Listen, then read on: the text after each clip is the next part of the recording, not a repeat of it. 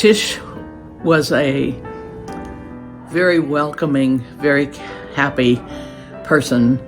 And the thing I remember most about her is the most impressed me was the way that she accepted all that came into her life as it was nearing its end.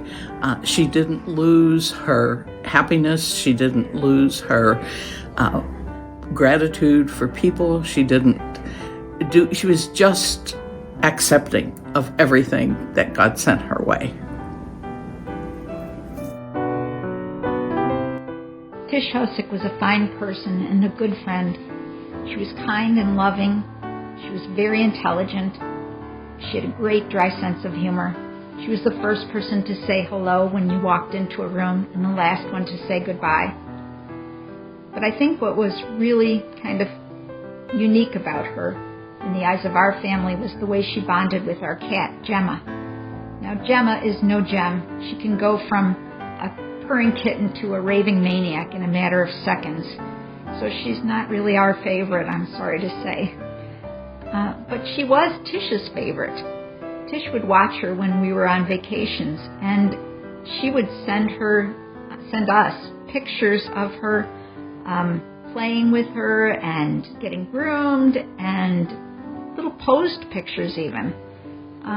Tish lived the charism of the Sisters of St. Joseph, not only with people, but with Gemma.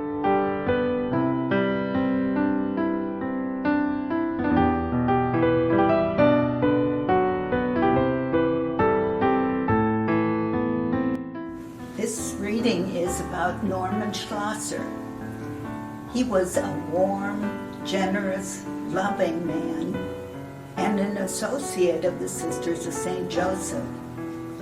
Norman and Barbara were married in 2007, and Norman became a Catholic in 2008. When Norman was baptized, he asked Sister Jerry to be his godmother. Norman appreciated Sister Jerry and knew her because Barbara was Sister's secretary at the Word of Life Center. Barbara tells me that after Norman was baptized, he was a daily communicant. He attended Mass daily, and his legacy will be a strong, Norman was a strong, faith-going man.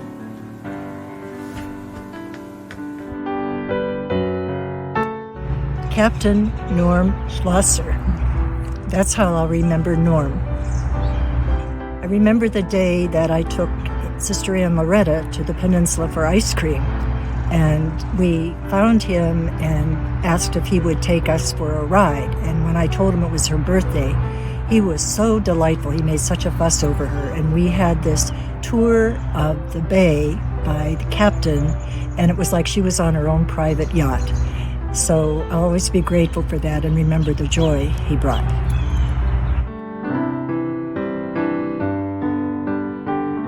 Three, two, one. Norm Schlosser.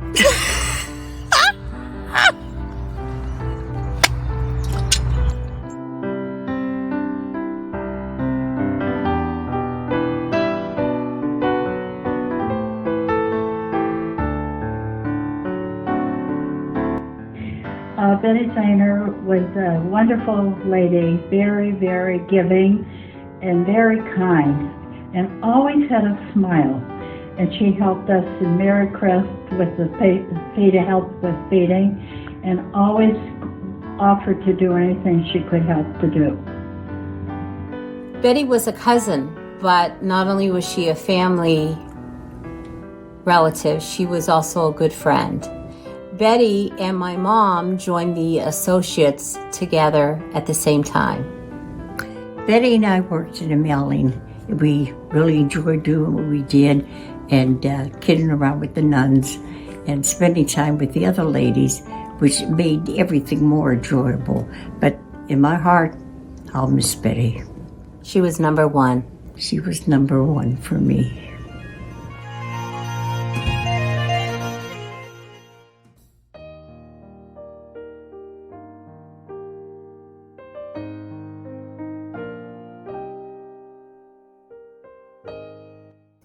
Hi, I'm here to talk about Arlene Barlikov.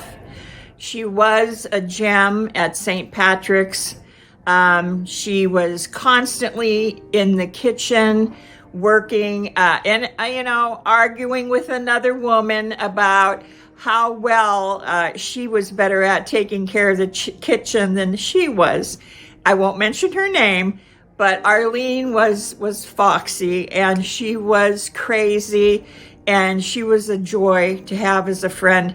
And if you had chocolates, she was your very best friend. She loved chocolate meltaways.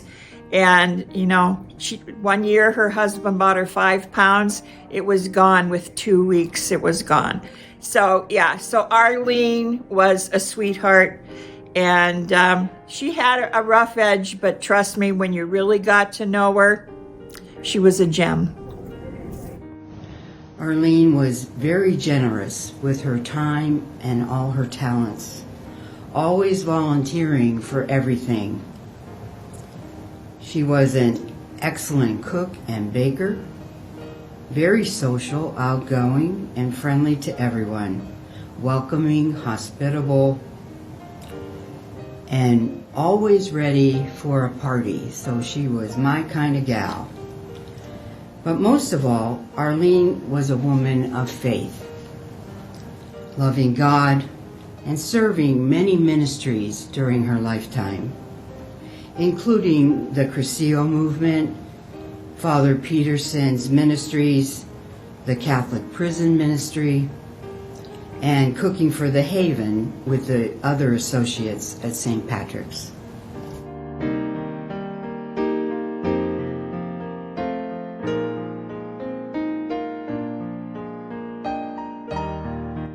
My brief story with Arlene is when she came to visit me one time in the hospital. And I simply asked her, could we pray the rosary? Something very simple. And she pulled out 2 rosaries, gave me one. And of course I told her that, I really like this rosary. It's a very simple wooden bead with rope rosary. And of course she gave it to me. And this is something from Arlene that I will always, always cherish.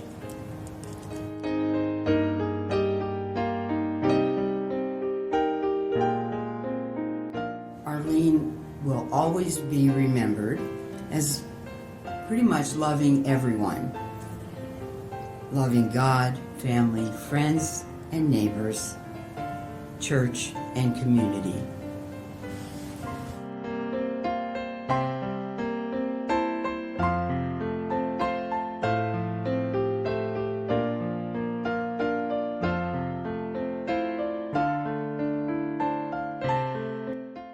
Mary Grace and I met many years ago at St. Matthew's in the Woods Church in Summit Township. She was a busy lady with her family, but always had time to help with church functions. We both entered the Sisters of St. Joseph's at the same time, and it was a long time ago. Mary Grace was a special lady and touched a lot of our hearts.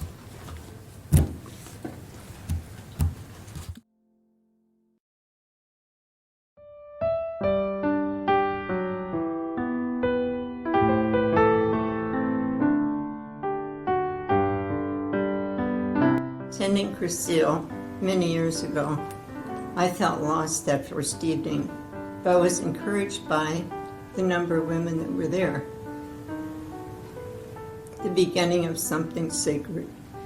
Mary Grace, I was drawn to you as someone special, Mary Grace. Name your mother baptized you by, a name that would last your lifetime. You are filled with grace all your years. I admire you in your posture. You stood stately.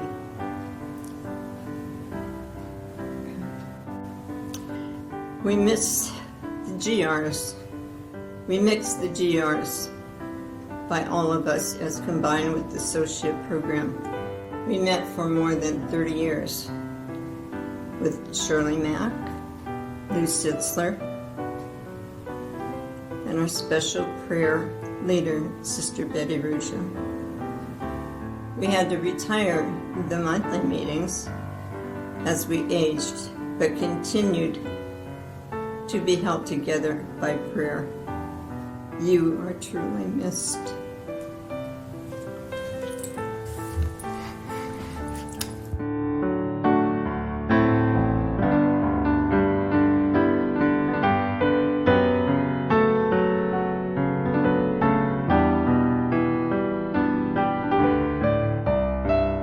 For many years, as Director of Liturgy and Music at Holy Cross Parish, Susan Gretler was a real stickler for good liturgy.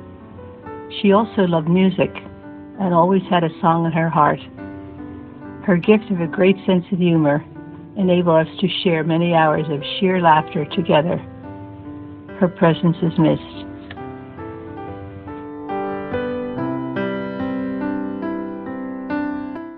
When I think of Sue Gretler, I think of energetic and a great laugh. Whenever Sue was the Director of Liturgy and Music at Holy Cross at Fairview, she invited me, roped me in a little bit to play guitar for the children's choir. So for about 3 years, we had great fun picking songs for kids and helping them play and sing at Mass. I first got to know her at Our Lady's Christian School when I was a teacher, and she did work in the cafeteria, and I also did have her children in class. So Sue will be greatly missed because she's one of those people that you can really say spread sunshine wherever she went. So Sue, you are missed.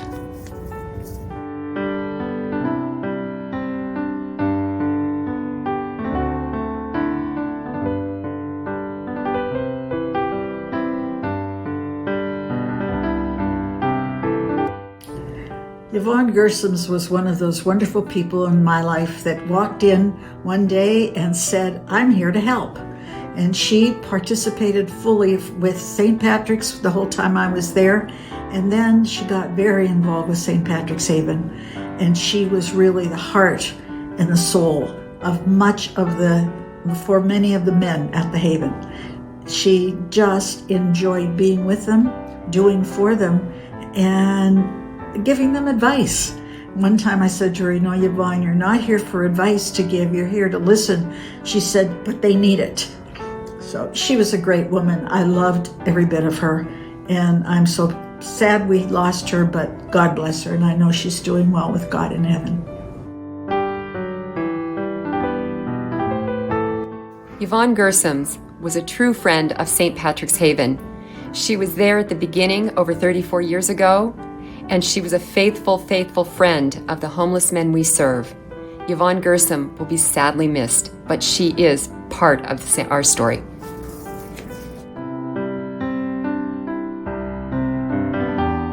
I miss St. Patrick Haven. I love St. Patrick Haven, and I hope I can come back to St. Patrick Haven because I haven't been there for a couple of months, and I miss it so bad. I go there every Friday night, and I love it, love it, love it. And I love motorcycles too, and I'm so glad they had this, and I'm so glad I had the opportunity to be on a motorcycle and take this ride for the Sisters of St. Joseph and the Roar on this shore.